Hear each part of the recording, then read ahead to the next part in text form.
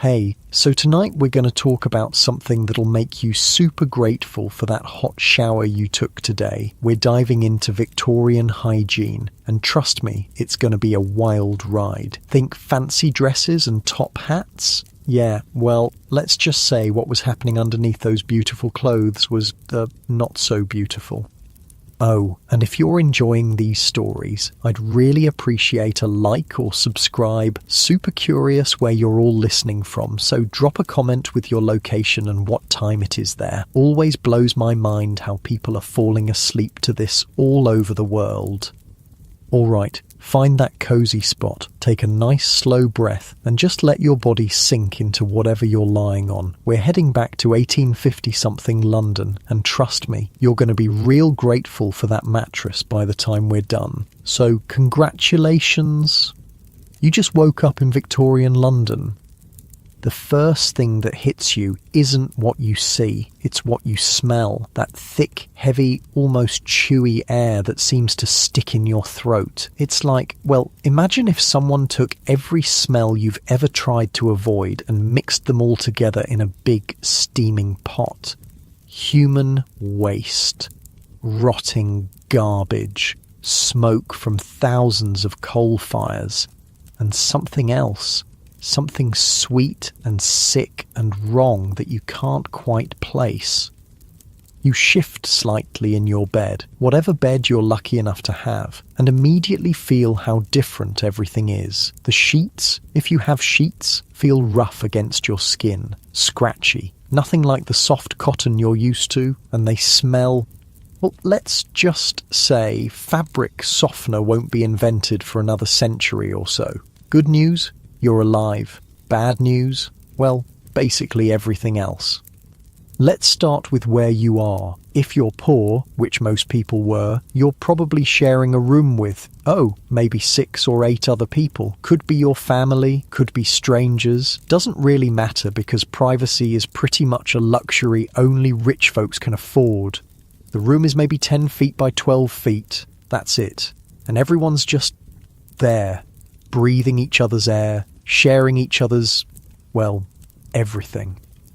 The walls are damp, always damp. There's this weird green stuff growing in the corners that nobody talks about, but everybody pretends not to see. Your breathing naturally slows in and out as you take in this strange, smelly new world. If you're middle class, and lucky you if you are, things are better. You might have your own bedroom, maybe even your own bed. But better is relative. Your house still doesn't have running water, still doesn't have electricity. And that bathroom you're thinking about, yeah, that's not really a thing yet. Now, here's where it gets interesting. Everyone in this era thinks they're clean, like genuinely believes they're maintaining good hygiene. It's just that their definition of clean is, well, let's call it different. Take bathing, for example. You know that daily shower you took? That long, hot, relaxing wash where you shampooed your hair and scrubbed every inch of your body? Forget it. Not happening. In fact, if you suggested taking a full bath every day, people would think you were genuinely insane. A comfortable sigh escapes because even thinking about their bathing schedule makes you appreciate that warm shower even more. See, Victorians believed that bathing too much was actually dangerous, like medically harmful. They thought all that water would weaken your constitution, make you sick, maybe even kill you. So most people, they'd take a full bath maybe once a week. If they were fancy, if they were poor, maybe once a month, maybe. But here's the thing, they weren't just sitting around dirty, they had this whole system worked out. It was called a sponge bath, and basically you'd wash the important bits. Face, hands, armpits, and the naughty bits. That was it. Everything else? Well, everything else could wait until bath day. Picture this. You're standing in your bedroom, because that's where most people washed, next to a little wooden stand with a bowl and a pitcher of cold water. Cold, because hot water on demand, that's basically magic at this point. You pour the water into the bowl, grab a cloth or a sponge, and you just spot clean. like you're detailing a car, but the car is your body, and the detailing is minimal. Your shoulders drop, releasing some of that tension as you imagine how different their mornings must have been. The wealthy folks, they had it a bit better. Some of them had these fancy copper bathtubs that servants would fill with hot water carried up from the kitchen, but even they weren't bathing daily, maybe twice a week if they were real hygiene enthusiasts. And get this, by multiple people would often use the same bath water. Dad goes first, then mum, then the kids in order of age. By the time little Billy gets his turn, that water is, well, let's just say it's more like soup than water.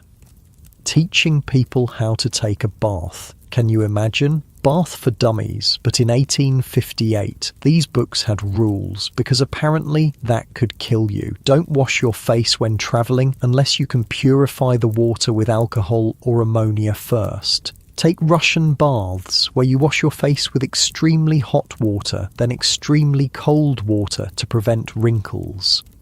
Getting more comfortable now, settling deeper into your bed, and honestly, their bathing advice sounds exhausting. Now let's talk about teeth. Oh boy, let's talk about teeth. Toothbrushes existed, but they were expensive, and how do I put this? Not great.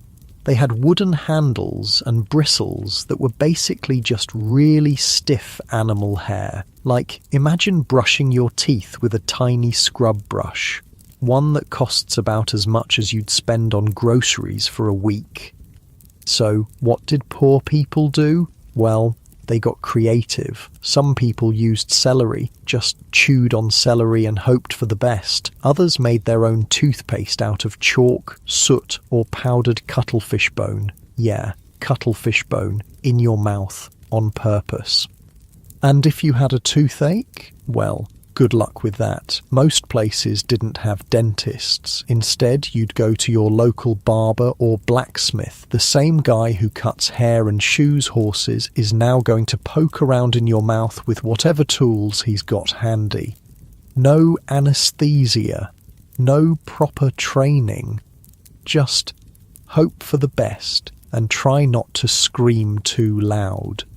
A yawn escapes, and you're suddenly very grateful for modern dentistry.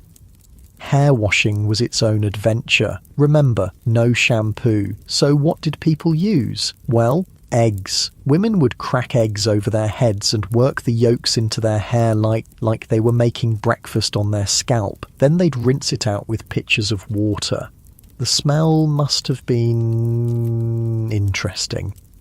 Other popular options included vinegar mixed with water, black tea, rum, or rosemary. Basically, if it was in the kitchen and liquid, someone probably tried washing their hair with it. The wealthy had access to fancier concoctions, but even they were basically making their own shampoo out of whatever was lying around. And here's the kicker. They only washed their hair maybe once a month. Maybe. Women's hair was considered their crowning glory, so they'd pile it up in elaborate styles and leave it that way for weeks. They'd add oils and pomades to keep it healthy, but, well, those oils would go rancid after a while, so their beautiful hair would smell like rancid fat. Lovely. You shift slightly, finding a more comfortable position as you think about how different their daily routines must have been. Laundry was a whole other nightmare. No washing machines, obviously. Everything had to be done by hand, and soap was expensive, so people got creative. Oil stains were treated with chalk, blood and grass stains were removed with kerosene, other odours were fought with milk. And for bleaching? Well, they'd soak their clothes in urine, human urine, because urine contains ammonia, which is actually a pretty good cleaning agent. But still, urine. The whole process took forever. You'd haul water, heat it up, scrub everything by hand, rinse it, and then hang it to dry. A full wash day could take all day, literally all day. So most people only did laundry once a week if they were lucky. Some people went longer, which means, well, people wore the same clothes for days at a time, sometimes weeks. that beautiful Victorian outfit you're picturing? It probably hadn't been washed in a while. Nice and easy, just breathing and thinking about how much effort it took just to stay basically clean. Let's talk about underwear, or, well, the lack thereof. Most poor people didn't wear underwear at all. None. The wealthy might have linen undergarments, but even those weren't changed very often. And women's clothing? Oh boy. Layers and layers of heavy fabric. Corsets that hadn't been washed in months. Petticoats that, let's not even think about petticoats.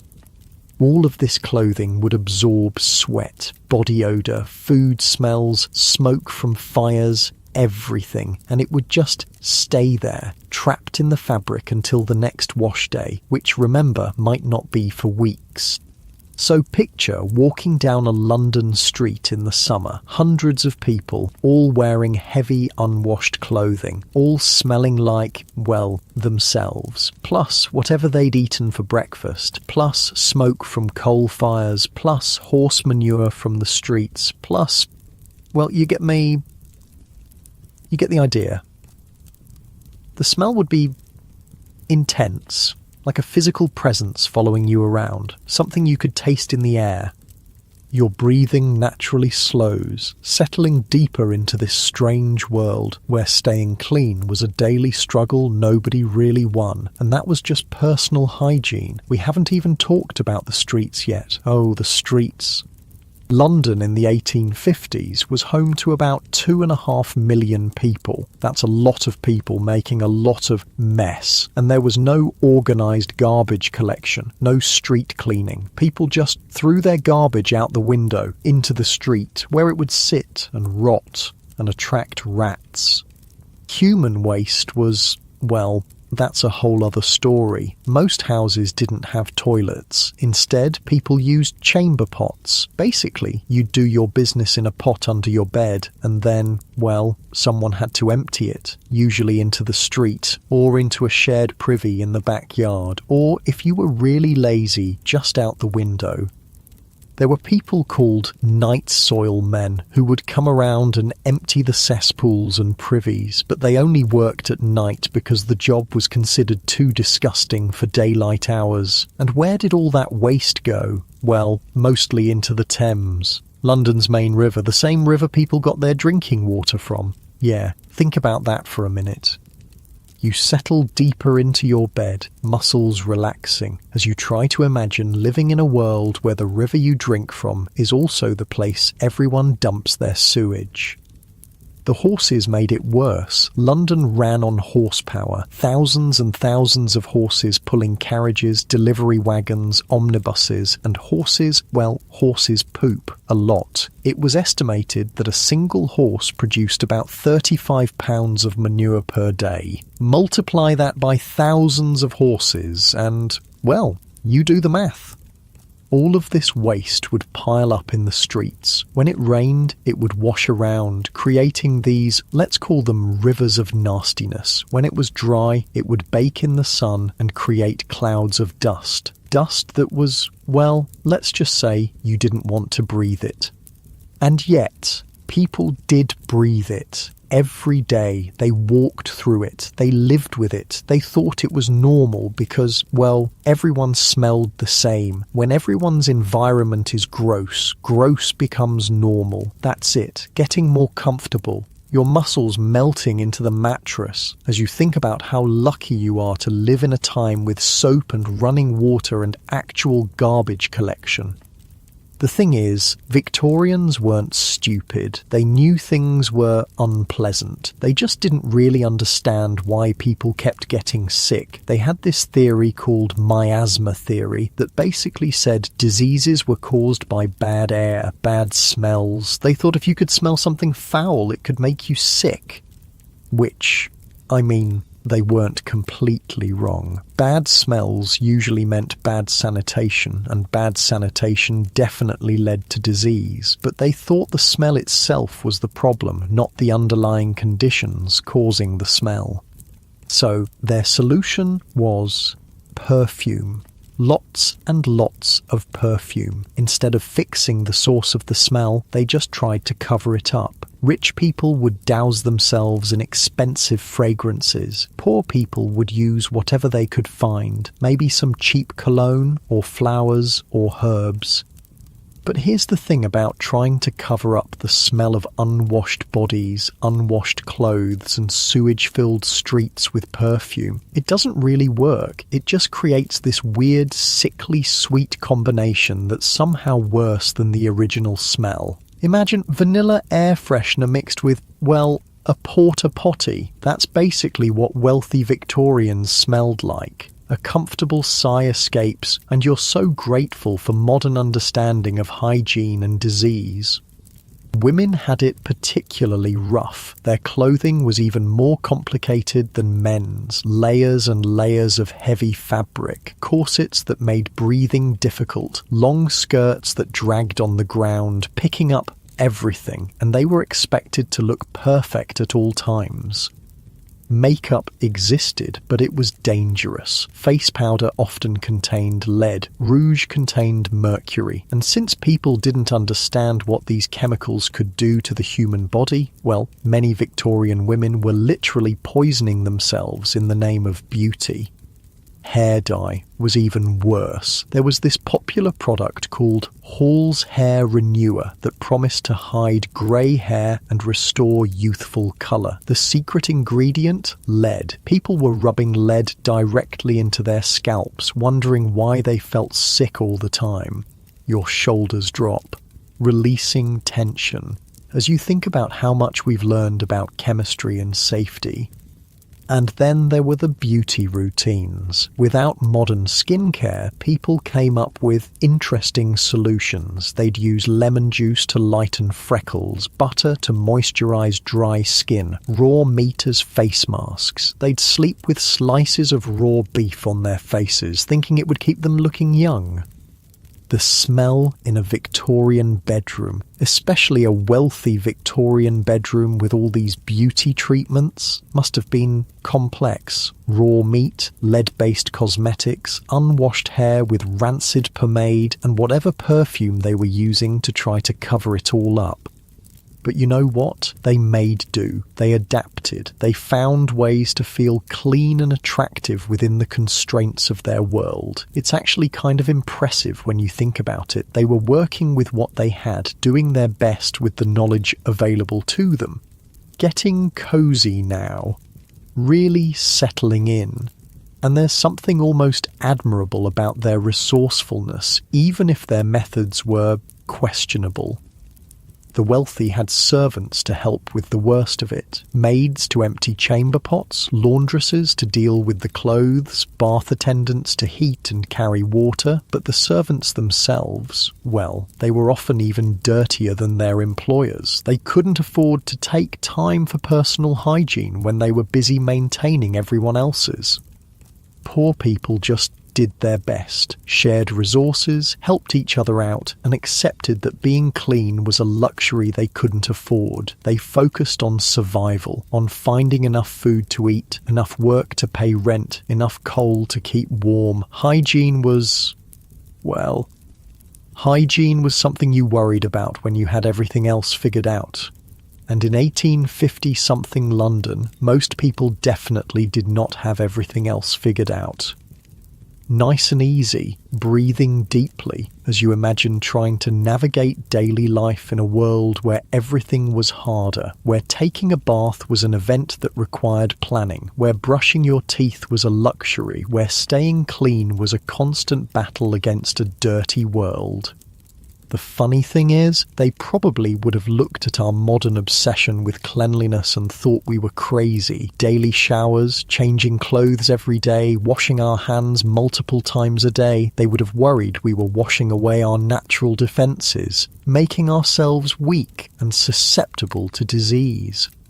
Different times, different knowledge, different priorities, but underneath all the dirt and smell and questionable hygiene practices, these were still people, still families trying to make the best life they could for themselves and their children. They fell in love, told jokes, worried about money, celebrated birthdays. They had hopes and dreams and fears just like anyone else. They just smelled a lot worse while doing it.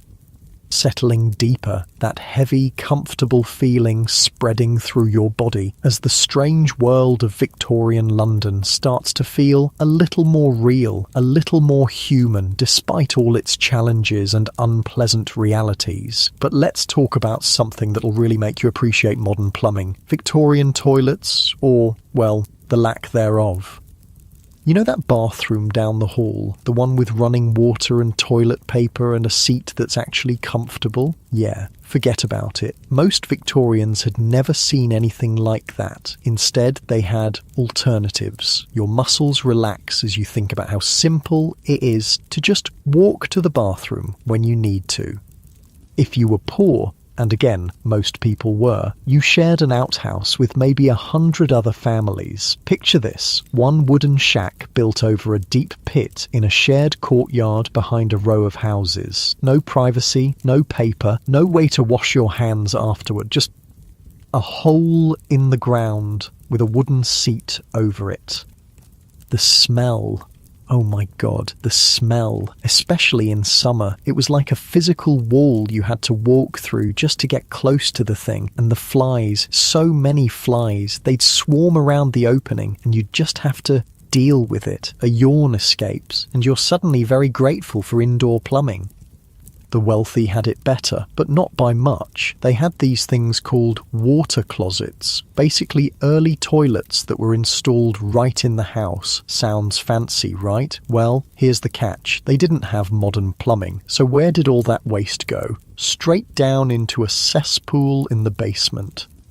Yeah, a big open pit of human waste directly under the house, just sitting there, fermenting. The idea was that eventually someone would come and empty it, but, well, that didn't always happen on schedule. When the cesspool got full, the smell would start seeping up through the floorboards. The whole house would reek, and I mean reek. People would wake up in the morning feeling sick from the fumes that had been building up overnight.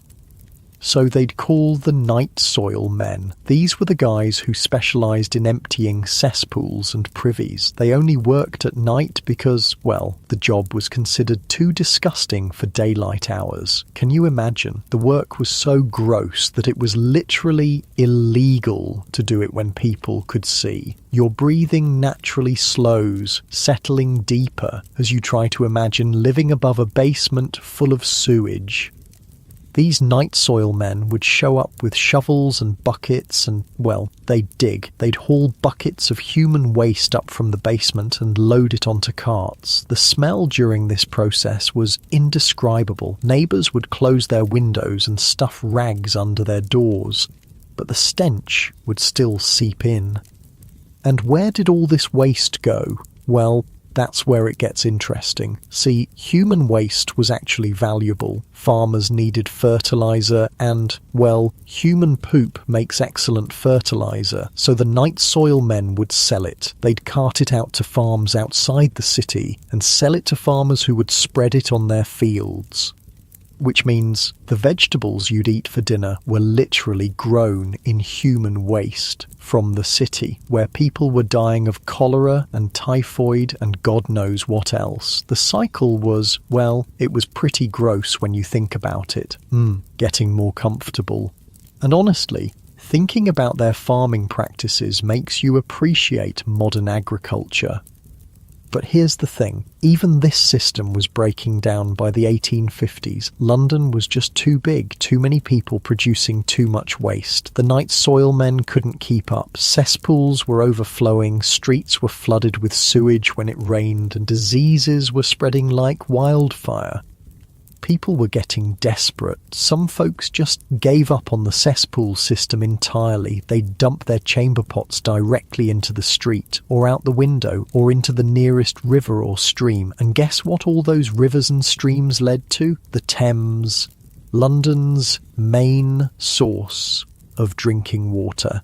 So people were literally drinking water contaminated with their own sewage, and wondering why they kept getting sick. Your shoulders drop, releasing that tension as you think about how obvious the connection seems now. The government knew there was a problem. Scientists knew there was a problem. Hell, everyone with a nose knew there was a problem, but nobody could agree on what to do about it.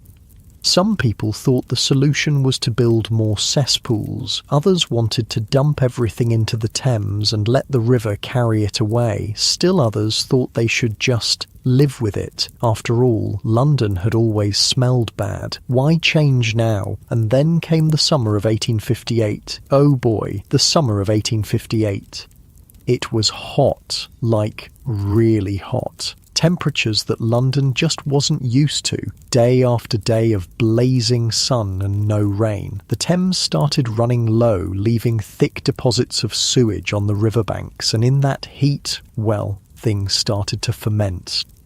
The smell was beyond description. Imagine every gross smell you've ever encountered, multiply it by 1,000, and then imagine having to breathe it 24 hours a day. People were vomiting just from walking near the river. Families were abandoning their homes.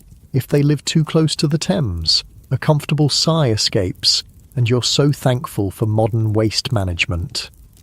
The press started calling it the Great Stink, and it was great, in the worst possible way. Charles Dickens wrote about it, calling the Thames a deadly sewer in the place of a fine, fresh river. Scientists took boat trips along the river, dropping pieces of white paper into the water to test how dirty it was. The paper disappeared instantly into the brown, soupy mess. But you know what finally got the government to act? When the smell reached Parliament.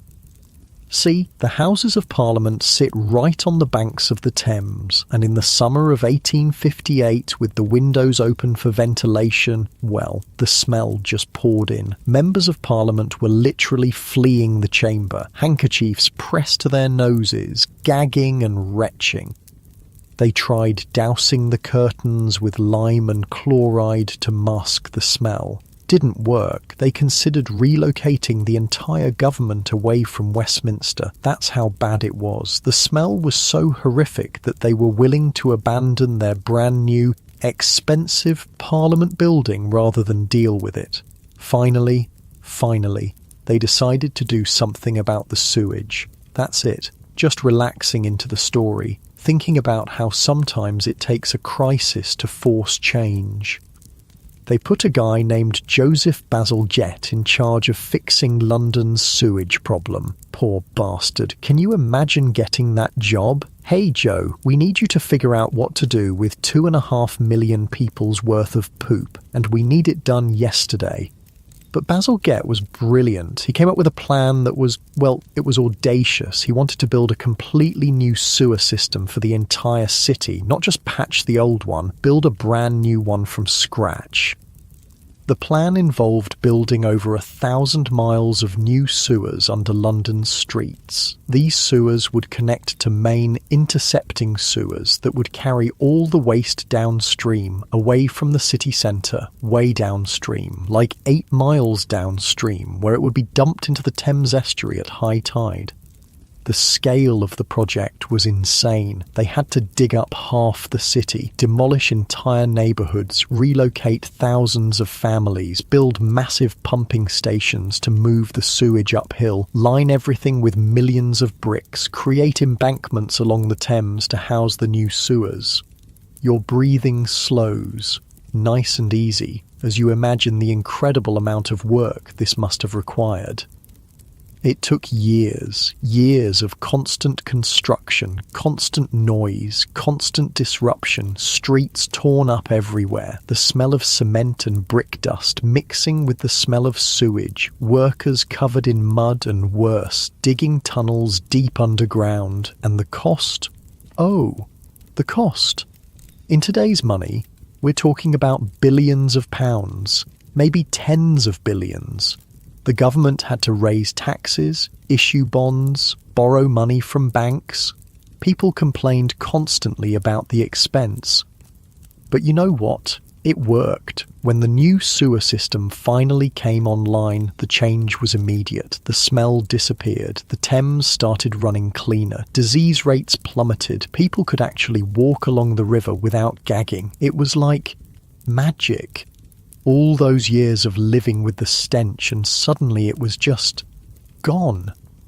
Settling deeper into your bed, feeling that heavy, comfortable weight, and thinking about how amazing it must have felt to finally be able to breathe clean air. The new system wasn't perfect, of course. They were still dumping raw sewage into the Thames, just further downstream, where it was someone else's problem. And the pumping stations broke down sometimes, causing temporary backups and overflows. But compared to what they'd been living with, it was a miracle. Unfortunately, not everyone benefited equally. The wealthy neighbourhoods got connected to the new system first. The poor areas, well, they had to wait, sometimes for years. So while the rich were enjoying their new, odour-free lives, the poor were still dealing with overflowing cesspools and sewage in the streets. Some things never change, right?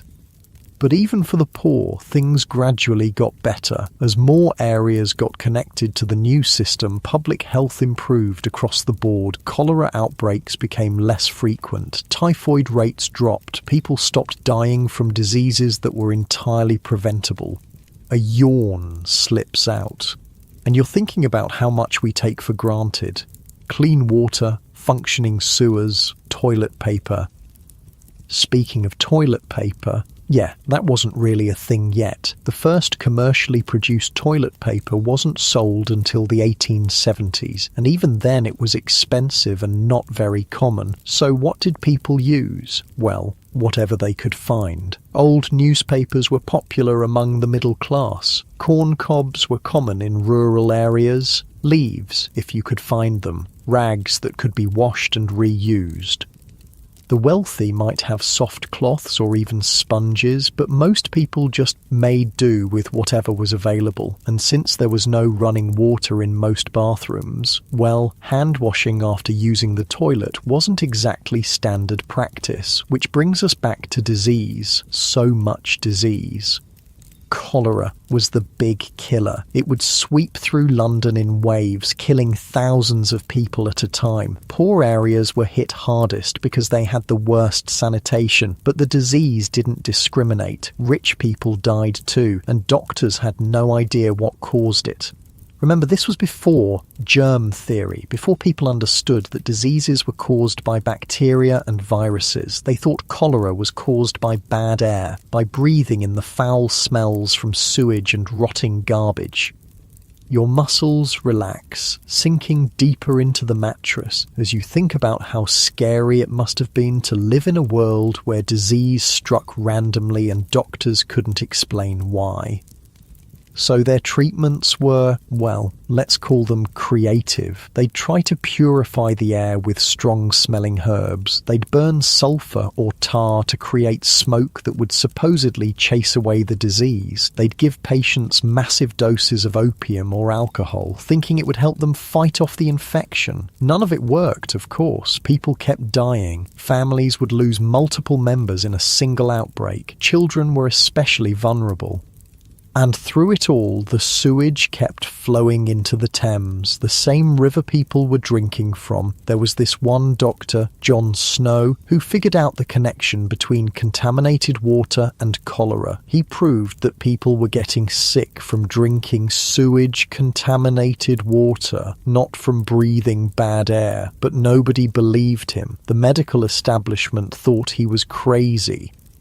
It wasn't until years later, after the Great Stink and the new sewer system, that people started to accept his theory. By then, thousands of people had died needlessly, nice and easy, just breathing, and thinking about how frustrating it must have been to know the solution, but not be able to convince anyone to listen. Even after the sewers were built, old habits died hard. People were so used to dumping waste wherever was convenient that they kept doing it. Chamber pots still went out windows, garbage still got thrown into the street, factory waste still flowed into rivers. It took a generation for people to really change their behaviour, to understand that where you put your waste actually mattered, that rivers weren't just convenient dumps, they were water sources that other people depended on. The new sewer system helped, but it wasn't a complete solution. It was more like a really good start, a foundation that future generations could build on, and build on it they did. Over the decades that followed, London kept improving its sanitation systems. They added treatment plants, they built better pumps, they connected more neighbourhoods, they started regulating what factories could dump into the sewers. Slowly, very slowly, London transformed from one of the dirtiest cities in the world to one of the cleanest. Your breathing naturally deepens, settling into that warm, heavy feeling as you think about the incredible transformation that happened over just a few decades. The irony is that all this infrastructure, the sewers, the treatment plants, the regulations, it's basically invisible to most people. You turn on a tap and clean water comes out. You flush a toilet and waste disappears. You walk down the street and it doesn't smell like an open sewer. We don't think about it because it works so well, because people like Bazalgette did their job so thoroughly that we can just take it for granted.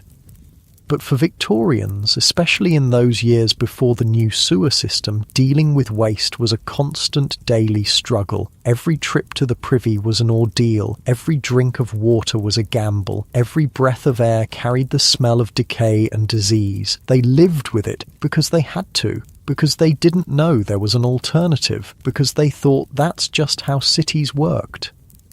Getting more comfortable, muscles melting into the bed, and feeling so grateful for all the invisible infrastructure that makes modern life possible. Even their clothes reflected the reality of living in a dirty world. Dark colours were popular because they hid stains better.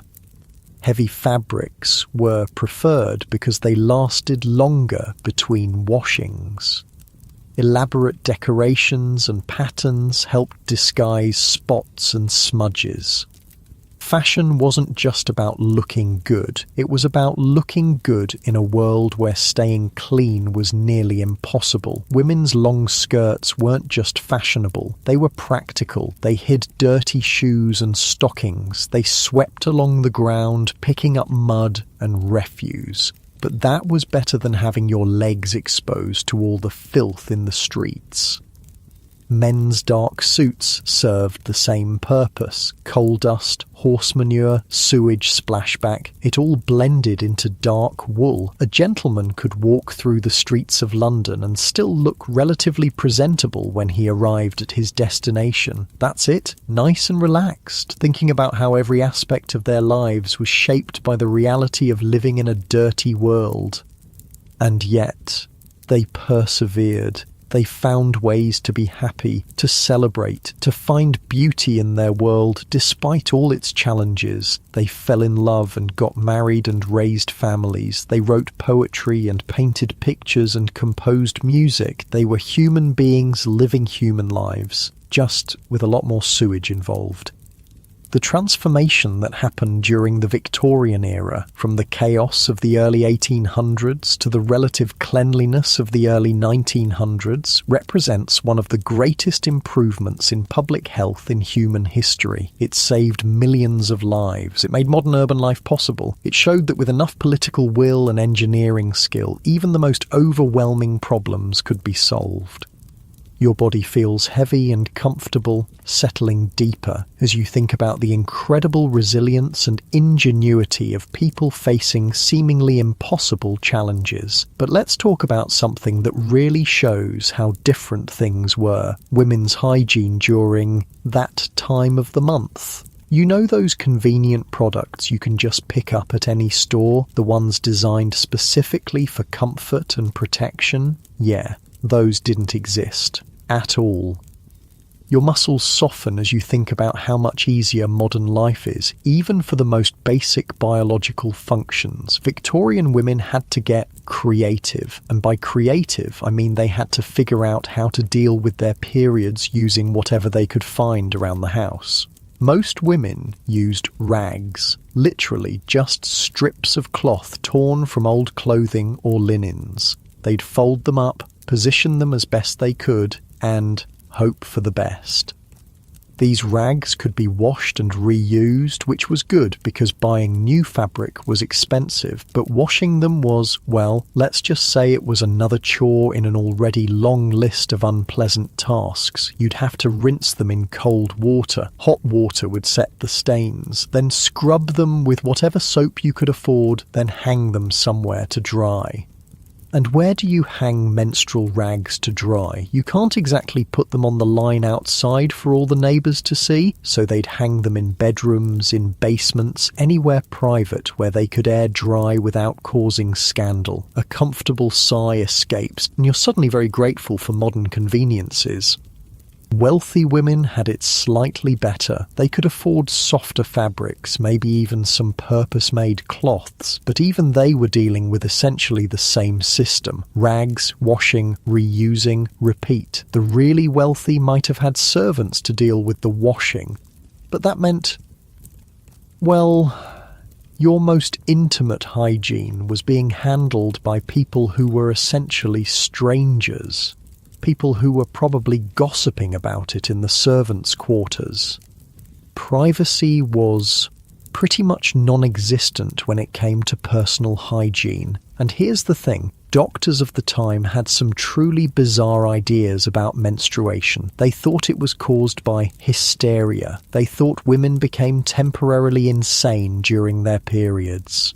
They prescribed all sorts of weird treatments. Cold baths, bloodletting, doses of mercury. The same stuff that's toxic to humans. Doctors were prescribing it for menstrual cramps. Your breathing naturally slows, settling deeper as you think about how little medical science understood about women's bodies. The first disposable menstrual products weren't invented until the late 1800s, and even then they were not great. Early tampons were basically just cotton wadding with no applicator. Pads were thick, bulky things that attached to belts worn around the waist. And they were expensive. Really expensive. Most women couldn't afford them, so they stuck with the rag system well into the 20th century. But at least by then, people were starting to understand that menstruation was normal, that it wasn't caused by moral failing or mental illness, that women didn't need to be locked away or treated like invalids once a month. Progress, but very slow progress. Speaking of medical treatments, oh boy. Victorian medicine was, let's call it, experimental. Doctors didn't really understand what caused most diseases, so their treatments were basically just educated guessing, and some of the guesses were, well, terrifying. Take bloodletting, for example. Doctors thought that most illnesses were caused by having too much blood, so their solution was to drain some out. They'd use leeches or make cuts in your arms or use special cups to suck blood out through your skin. Feeling weak and dizzy? Must be too much blood. Headache? Definitely too much blood. Broken leg? Well, probably still too much blood. Somehow.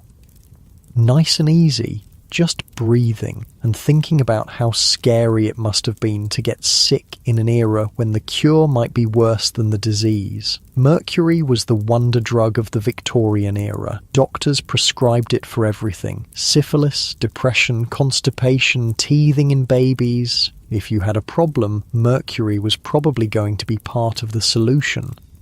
Of course, mercury is incredibly toxic. It causes brain damage, kidney failure, birth defects, but doctors didn't know that. They just knew that mercury seemed to do something when you gave it to patients. The fact that it was slowly poisoning them, well, that wasn't really understood until much later.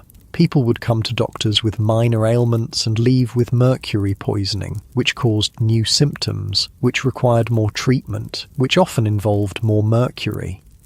It was a vicious cycle that probably killed more people than it helped. Opium was another popular treatment for everything. Couldn't sleep? Opium. In pain? Opium. Crying baby? Give the baby some opium. Yes, they gave opium to babies regularly. There were patent medicines specifically marketed for teething infants that were basically just opium syrup. Mrs. Winslow's soothing syrup was incredibly popular among mothers because it would instantly calm fussy babies. Your shoulders drop, releasing tension as you realize how dangerous everyday life was when nobody understood basic pharmacology. The thing is, opium did work. It relieved pain, helped people sleep, calmed anxiety, but it was also incredibly addictive. Victorian England had a massive opium addiction problem, partly because doctors were prescribing it for everything, and partly because people could buy it over the counter at any pharmacy. You could walk into a chemist's shop and buy laudanum, which was basically liquid opium, the same way you'd buy aspirin today. No prescription needed, no questions asked. Housewives were buying it for menstrual cramps and accidentally becoming opium addicts. Workers were using it for back pain and couldn't stop. Children were being given it for minor illnesses and developing dependencies before they could even walk.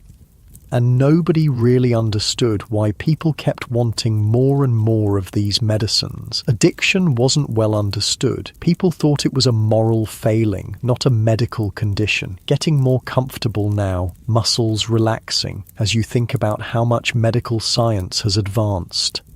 Surgery was basically a death sentence. There was no anesthesia until the very late Victorian period, and even then it was dangerous and unpredictable. Most surgical procedures were done with the patient fully conscious, held down by assistants while the surgeon worked as quickly as possible. Can you imagine having a tooth pulled or a limb amputated or a tumour removed while you're completely awake and feeling everything?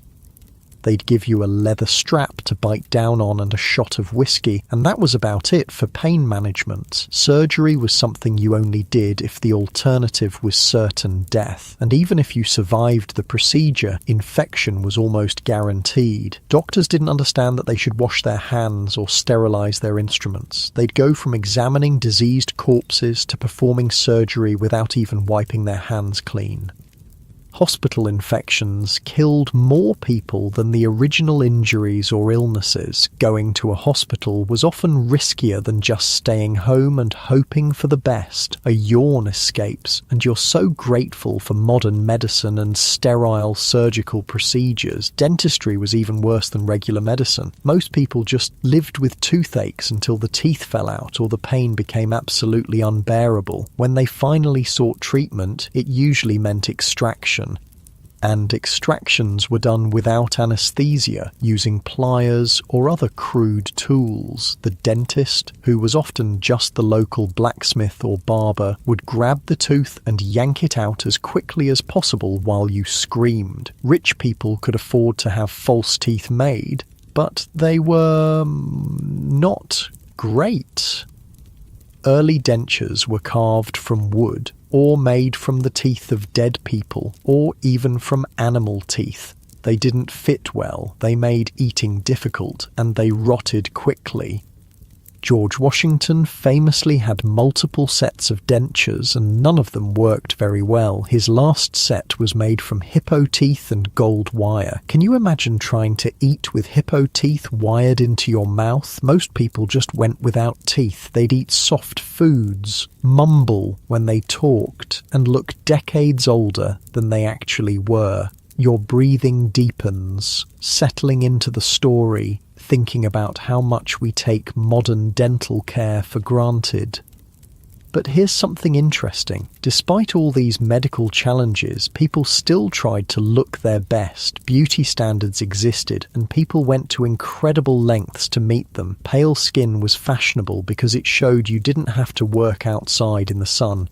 So women would do everything possible to stay pale. They'd use parasols, wear long gloves, cover their faces with veils. And if natural paleness wasn't enough, they'd use makeup. Lead-based face powder was incredibly popular because it created a perfectly white, smooth complexion. The fact that lead causes brain damage and death, well, that wasn't really understood. Women would literally poison themselves daily for the sake of fashion. Rouge was made with mercury or other toxic substances. Lipstick contained lead. Eyeliner was made with antimony, which could cause blindness.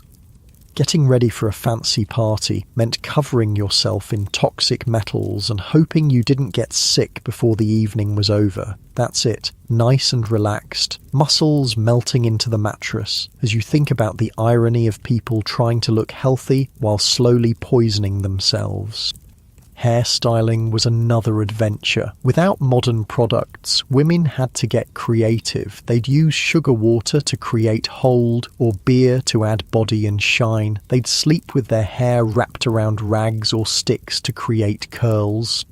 And they'd rarely wash it. Remember, hair washing was a monthly event at best, so all these styling products would just accumulate, layer after layer of sugar, beer, pomade, powder, all building up over weeks until it formed a kind of helmet around their heads. The smell must have been complex, sweet and sour and rancid all at the same time. Wealthy women might have elaborate wigs instead of styling their natural hair. These wigs were, well, they were works of art, towering structures with feathers and jewels and even miniature ships or gardens built into them. But wigs had their own problems. They were hot and heavy. They attracted lice and other insects. And they were expensive to maintain. You had to take them to a specialist to be cleaned and restyled.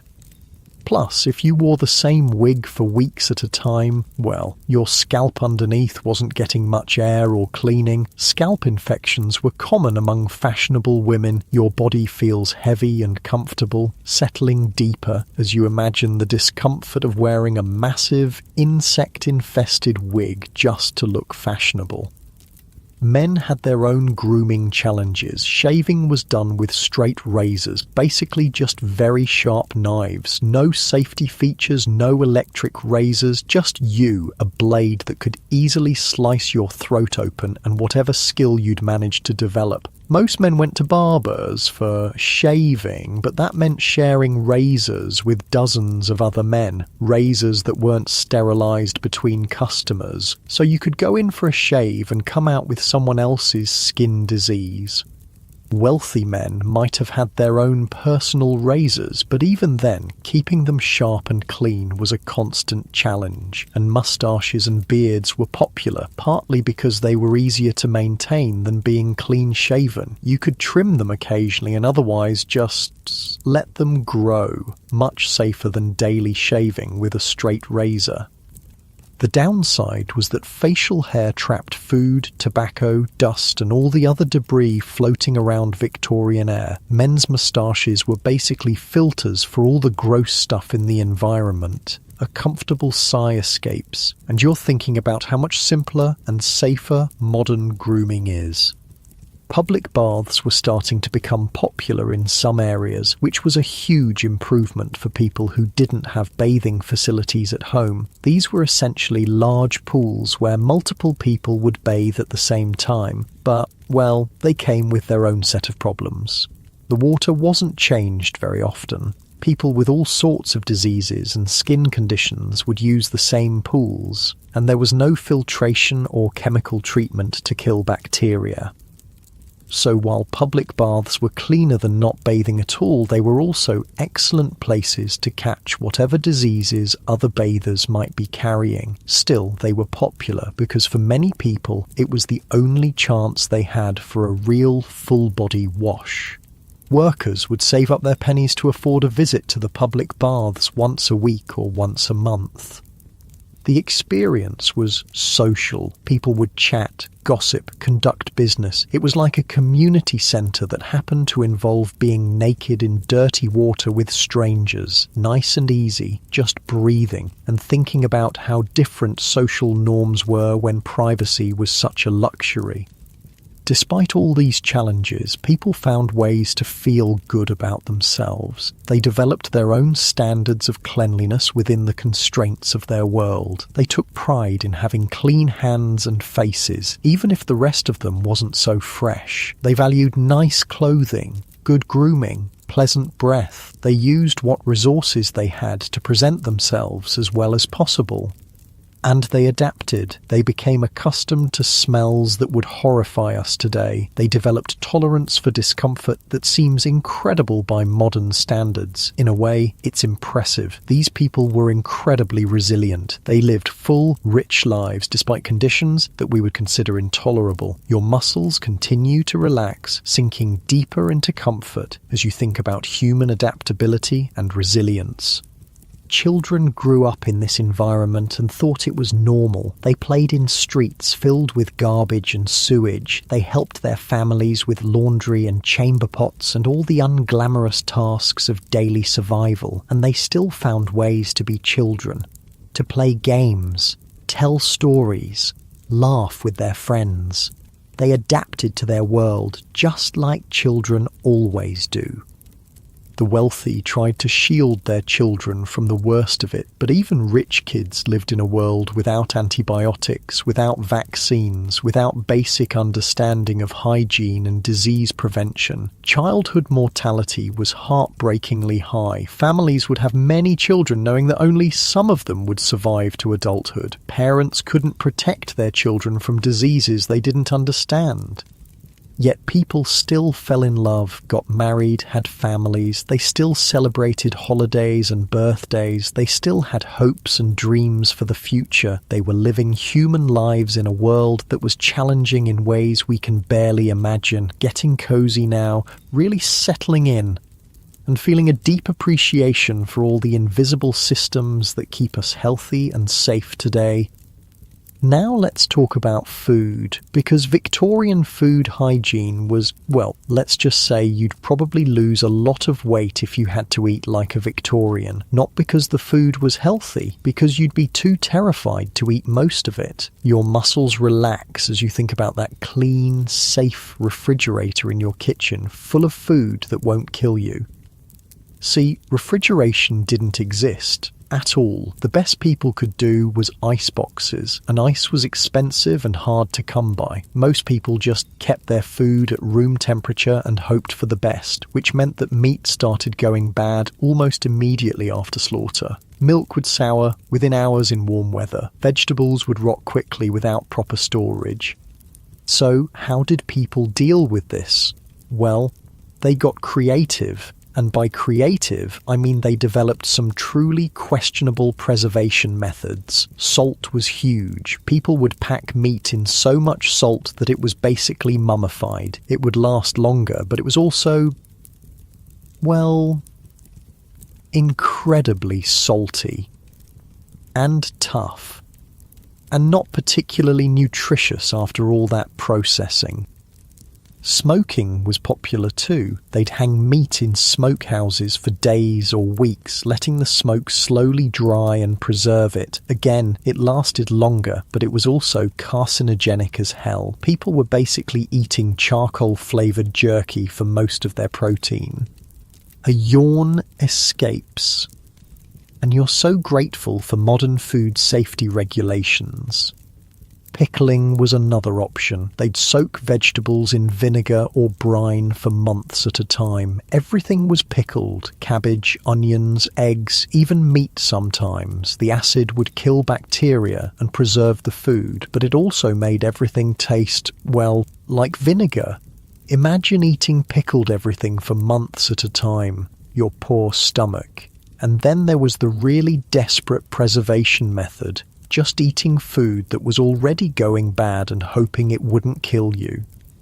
Meat that was starting to turn green, cover it with spices and cook it thoroughly. Milk that was curdling, turn it into cheese. Bread that was getting mouldy, cut off the worst parts and eat the rest. People developed iron stomachs out of necessity. They had to. The alternative was starvation. Your breathing naturally slows, settling deeper as you think about how much we take food safety for granted. But here's the really scary part. People couldn't tell what was safe and what wasn't. There were no expiration dates, no health inspectors, no understanding of bacteria or foodborne illness. So people would eat spoiled food and get sick, but they'd blame it on bad air or evil spirits or just bad luck. They didn't understand the connection between rotten food and illness. Milk was particularly dangerous. It was often watered down by unscrupulous vendors, and the water they used was, well, the same contaminated water everyone was drinking. So you'd buy milk thinking you were getting something nutritious, and instead you'd get diluted sewage water with a bit of actual milk mixed in.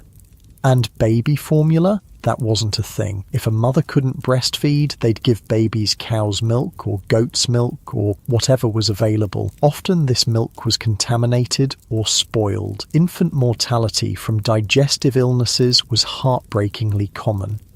Even when food was fresh, preparation was risky. Kitchens were dirty, knives were rarely cleaned properly, and people didn't understand cross-contamination. You'd cut raw meat on a wooden board, then slice bread on the same board without washing it. Getting more comfortable, and thinking about how many invisible food safety measures protect us every day. Working conditions made everything worse. If you worked in a factory, you'd be covered in soot and chemical residue all day. Then you'd come home and handle food with those same unwashed hands. Factory workers often ate their lunches right on the factory floor, surrounded by machinery that was leaking oil and spewing toxic fumes. They'd unwrap a piece of bread and eat it while breathing in lead dust or mercury vapor. Miners had it even worse. They'd spend all day underground, covered in coal dust or mineral particles, then eat their meals down in the mine. Black lung disease was common, partly from breathing contaminated air while eating. And agricultural workers, they were handling manure all day, both human and animal manure, remember, then eating their lunches with those same hands. No wonder disease spread so quickly in rural areas. People just didn't connect hygiene with health. They thought disease was caused by moral failings or bad luck or supernatural forces. The idea that washing your hands before eating could prevent illness was revolutionary. Your shoulders drop, releasing that tension, as you think about how basic hand washing has saved millions of lives. Even the wealthy had problems with food safety. Their cooks might have been better trained, but they were still working with the same spoiled ingredients and contaminated water as everyone else. Rich people could afford more variety in their diet, but variety didn't necessarily mean safety. They'd import exotic foods from other countries, foods that had been sitting in ship holds for months without refrigeration, tropical fruits that were rotting from the inside out, spices that were full of insects and mould.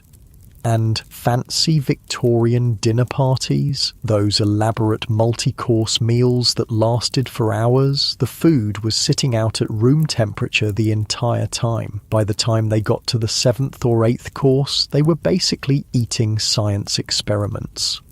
Plus, wealthy people had this weird obsession with foods that were, well, intentionally gross. They'd eat things like potted meat, which was basically any kind of meat ground up and mixed with fat and spices, then packed into jars and left to ferment. They thought fermented foods were sophisticated. They'd eat cheese that was literally crawling with maggots and consider it a delicacy.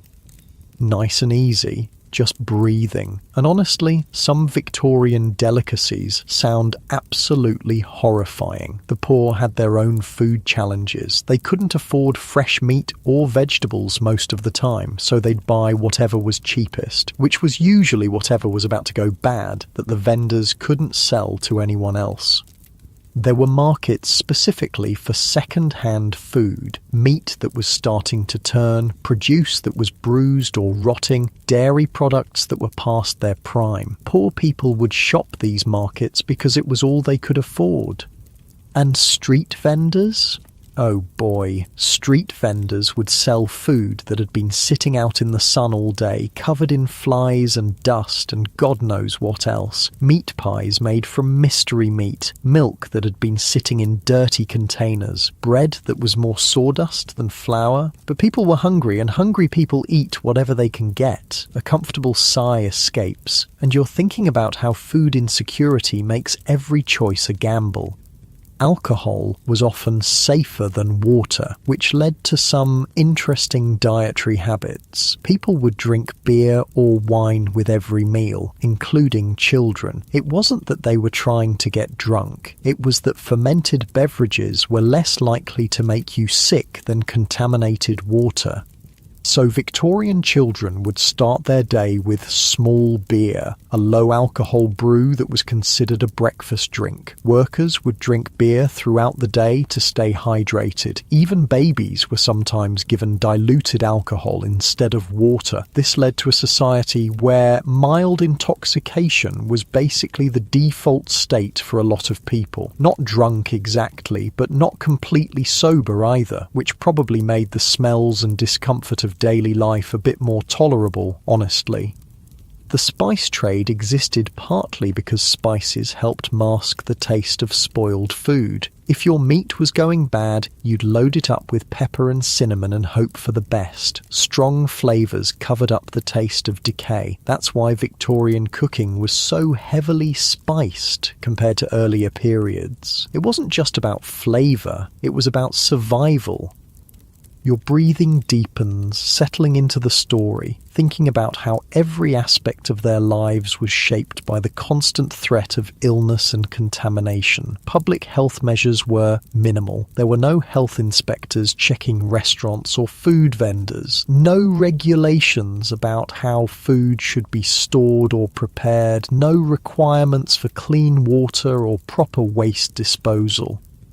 If you got sick from eating contaminated food, that was just life, bad luck, something to endure and hope you survived. The first food safety laws weren't passed until the very end of the Victorian era, and even then they were limited and poorly enforced. It took decades of lobbying by reformers and scientists to convince governments that regulating food safety was actually important.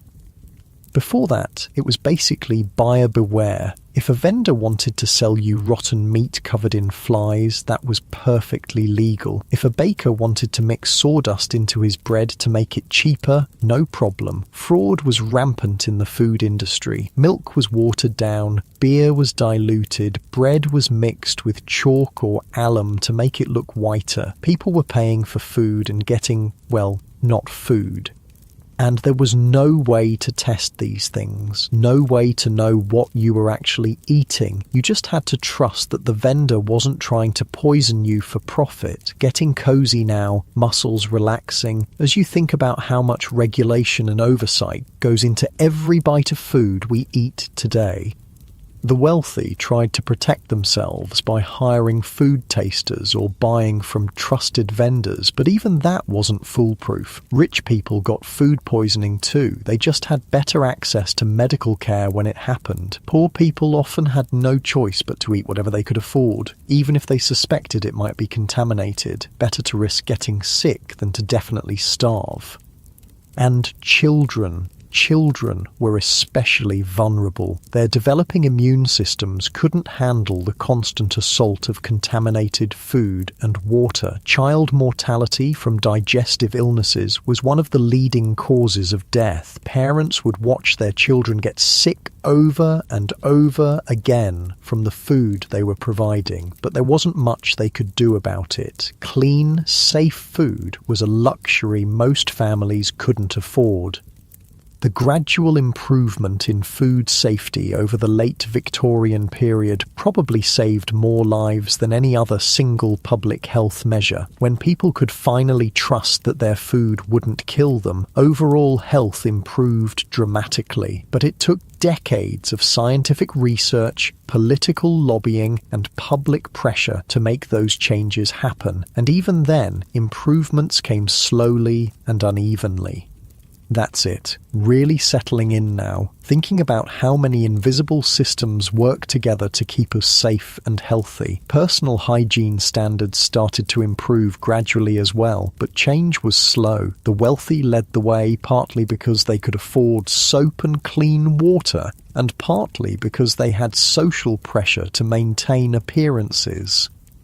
Middle-class families started bathing more frequently, maybe twice a week instead of once. They started changing their clothes more often. They invested in better soap and grooming products, but old habits died hard. Even wealthy families who could afford daily baths often didn't take them because they'd been raised to believe that too much bathing was unhealthy.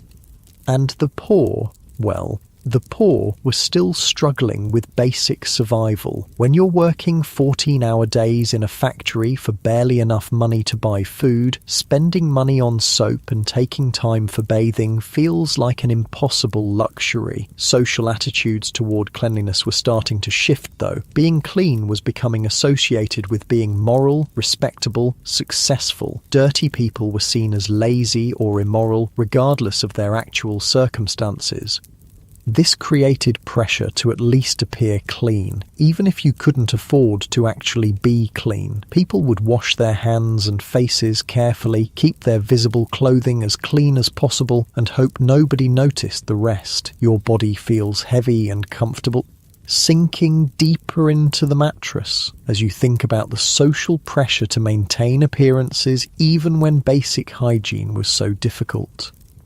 The invention of cheaper soap helped a lot. Early Victorian soap was expensive and harsh. It was made with lye and animal fat, and it would strip your skin raw if you used too much of it. But as manufacturing improved, soap became cheaper and gentler. Companies started marketing different types of soap for different purposes. Gentle soap for faces, strong soap for laundry, medicated soap for skin problems. This was revolutionary. For the first time, ordinary people could afford to have multiple types of soap. They could choose products specifically designed for their needs instead of just using whatever they could get. Advertising played a huge role in changing attitudes toward hygiene. Soap companies started running campaigns that associated their products with beauty, health, and social success. They'd show before and after pictures of people who looked healthier and happier after using their soap. They'd create elaborate stories about the social benefits of being clean. These ads were often ridiculous by today's standards, but they were effective. They helped create a culture where being clean was seen as important, desirable, and achievable. Nice and easy, just breathing. And thinking about how marketing helped shift entire cultural attitudes toward hygiene. Medical understanding was slowly improving too. The discovery that diseases were caused by germs rather than bad air was gradually gaining acceptance in the medical community. This led to new recommendations about hand washing, wound care, and general cleanliness. Doctors started telling patients to wash their hands before eating, to keep wounds clean and covered, to avoid sharing eating utensils. These recommendations seem obvious now, but at the time they were revolutionary. People had never connected personal hygiene with disease prevention. Hospitals started implementing basic sanitation measures. They began washing their instruments between patients, requiring doctors to wash their hands, isolating patients with contagious diseases. Death rates in hospitals dropped dramatically as these measures were implemented. It became clear that cleanliness really was connected to health, not just social status. Your muscles continue to melt into relaxation as you think about the incredible progress that happened once people understood the connection between cleanliness and health.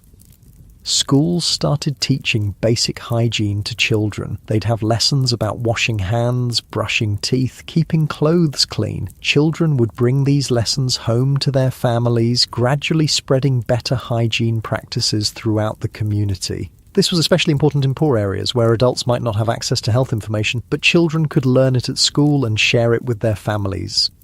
Public health campaigns began promoting basic sanitation measures. Posters would show people how to wash their hands properly, how to dispose of waste safely, how to keep their homes clean. These campaigns were often funded by soap companies or other businesses that benefited from increased hygiene, but they still provided valuable public education.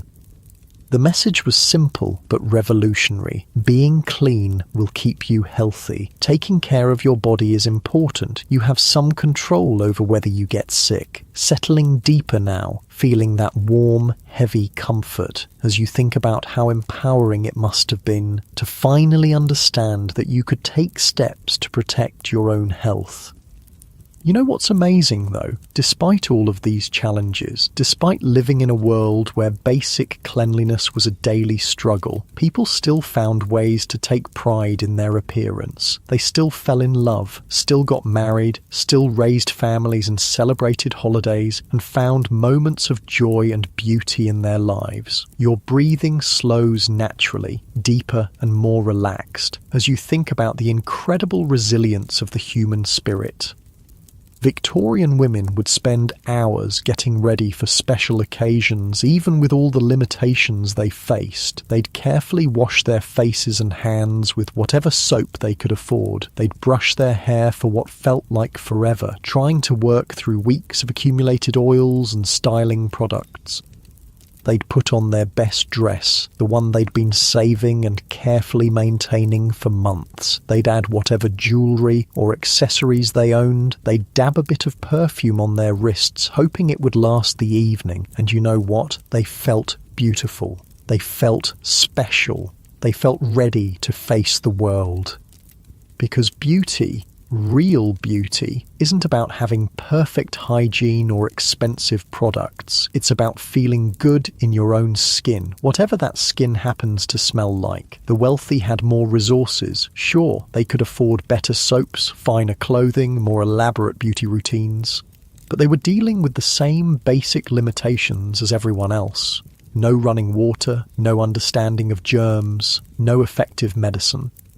A comfortable sigh escapes, and you're thinking about how people have always found ways to feel good about themselves, regardless of their circumstances. Rich Victorian women would have servants to help them dress and do their hair, but those servants were often dirtier than their employers. The irony was that the people maintaining everyone else's cleanliness often had no time or resources to maintain their own.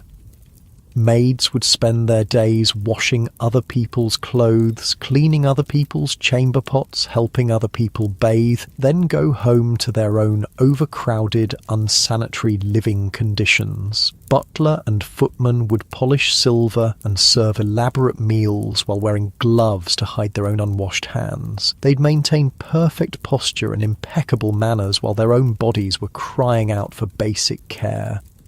The class system meant that cleanliness became a marker of social status. If you could afford to be clean, you were obviously successful. If you were dirty, you were obviously poor and probably morally deficient too. This created enormous pressure on working class people to at least appear clean. Even when they couldn't afford to actually be clean, they'd wash their hands and faces obsessively, keep their visible clothing as neat as possible and hope nobody looked too closely. Your shoulders naturally drop, releasing that tension as you think about the unfairness of judging people's character based on things they couldn't control. But slowly, very slowly, things began to change. The Great Stink of 1858 was really the turning point. When the smell from the Thames became so bad that even Parliament couldn't function, the government finally had to act. Bazalgette's sewer system wasn't just about moving waste away from the city centre, it was about fundamentally changing how people thought about sanitation and public health. For the first time, people could see that human engineering could solve problems that had seemed unsolvable. That government action could actually improve people's daily lives in concrete, measurable ways. When the new sewers came online and the smell disappeared, it was like magic. People who had lived their entire lives breathing contaminated air suddenly found themselves able to walk along the Thames without gagging. Property values in previously undesirable areas shot up overnight. People started moving back to neighbourhoods they'd abandoned because of the smell. Businesses that had been struggling because customers wouldn't visit them suddenly found themselves thriving. Getting more comfortable, settling deeper into your bed as you imagine what it must have felt like to finally be able to breathe clean air. The psychological impact was enormous. People realised that they didn't have to just accept terrible living conditions. That change was possible, that their lives could actually get better. This sparked a whole movement toward urban reform. People started demanding better housing, cleaner streets, safer working conditions. They organised politically around public health issues. Women played a huge role in this movement. They were the ones dealing with most of the daily challenges of maintaining family health and hygiene. They understood better than anyone how desperately things needed to change. They formed organisations focused on public health, child welfare and sanitation reform. They lobbied for better housing laws, cleaner water supplies and improved medical care for the poor. These women were fighting for basic human dignity, the right to live in conditions that didn't make you sick, the right to raise children who might actually survive to adulthood. Your breathing becomes slower, more rhythmic, as you think about the courage it took to fight for change in a world that seemed determined to stay the same. Scientific understanding was advancing too. The work of people like Louis Pasteur was beginning to prove that diseases were caused by microorganisms, not by moral failings or bad air. This was revolutionary. For the first time in human history, people could understand why they got sick and what they could do to prevent it. Hand washing went from being a nice social custom to being a medical necessity. Cleaning wounds became a matter of life and death, not just aesthetics. Proper food storage and preparation could literally save lives. The implications were staggering. It meant that poverty didn't have to equal disease, that with proper knowledge and basic resources, people could dramatically improve their own health outcomes. Of course, translating this knowledge into practice took time. Old habits died hard. Many people continued to believe in traditional explanations for disease well into the 20th century, but gradually, very gradually, the message spread. Schools started teaching basic hygiene. Doctors started emphasizing prevention as well as treatment. Public health campaigns promoted hand washing and sanitation. Your eyelids are starting to feel heavy now, that warm, drowsy feeling spreading through your body as you think about the slow but steady progress toward a cleaner, healthier world. The transformation wasn't just about hygiene, it was about hope. For the first time in generations, people could realistically expect their children to have better lives than they did. Child mortality rates began to drop. People started living longer. Diseases that had terrorized previous generations became less common. This created a positive feedback loop. As people got healthier, they had more energy to work on improving their conditions further. As living conditions improved, people got even healthier. The wealthy led the way, as they always do, but improvements gradually trickled down to the working classes. Better soap became affordable, basic medical care became more accessible, public health measures protected everyone, regardless of their social status. By the end of the Victorian era, London was transforming from one of the dirtiest cities in the world to one of the cleanest. The air was clearer, the water was safer, the streets were less disgusting. People could walk through the city without constantly worrying about what they might step in or breathe in. They could drink water without wondering if it would kill them. They could eat food with some confidence that it wouldn't make them sick. Your body feels heavier now, sinking deeper into the mattress as you imagine the relief and wonder of experiencing these improvements after a lifetime of struggle. But perhaps the most important change was psychological. People began to believe that they deserved better, that basic cleanliness and health weren't luxuries reserved for the wealthy, they were fundamental human rights. This shift in thinking would continue into the 20th century and beyond. It would drive improvements in housing, working conditions, medical care, and social services. The Victorian hygiene revolution was really about human dignity, about the radical idea that everyone, regardless of their social class or economic status, deserved to live in conditions that supported their health and well-being. The people who fought for these changes didn't live to see all the benefits. Many of them spent their entire lives dealing with the same unsanitary conditions they were trying to reform. But they believed in the possibility of a better future. They worked toward changes that would benefit their children and grandchildren, even if they couldn't benefit themselves. Your breathing becomes even deeper, more relaxed, as you think about the selflessness and vision it took to work toward a future they might never see. There's something deeply moving about that, about people who were struggling just to survive, taking time and energy to advocate for improvements that might not help them personally. They understood that everyone's health was connected, that diseases didn't respect class boundaries, that improving conditions for the poorest people would ultimately benefit everyone. The Victorian era taught us that even the most overwhelming problems can be solved with enough determination, scientific understanding, and political will. The Great Stink seemed like an impossible crisis. How do you clean up centuries of accumulated waste from a city of millions of people? But they figured it out. They built infrastructure that's still working today. The cholera outbreaks seemed unstoppable, a mysterious disease that killed thousands of people with no warning, but they figured out the cause and developed prevention strategies that saved countless lives. Your eyelids are growing heavier now, that drowsy, comfortable feeling spreading through your entire body as you reflect on the incredible progress that's possible when people work together toward common goals.